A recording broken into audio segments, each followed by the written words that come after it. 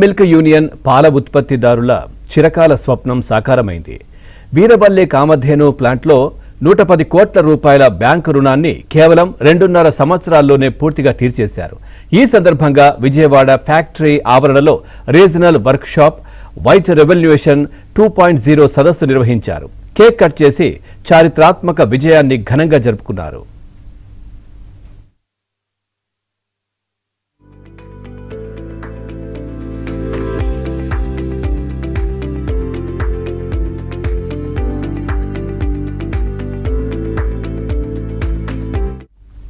పాల ఉత్పత్తిదారుల చిరకాల స్వప్నమైన ప్రాజెక్టు కామధేను విజయవంతంగా సాకారమైందని Krishna milk union chairman Chalasani Anjaneyulu తెలిపారు.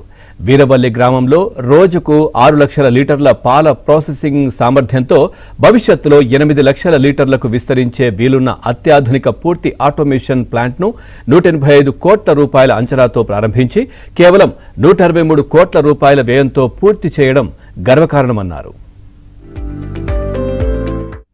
ఈ ప్లాంటుకు కీర్తిశేషులు నందమూరి తారక రామారావు పేరు పెట్టనున్నట్లు తెలిపారు.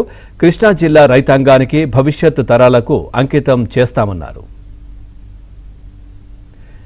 యూనియన్ నికర ఆస్తుల విలువ 254 కోట్ల రూపాయలకు పెరిగి 168% వృద్ధిని సాధించిందన్నారు.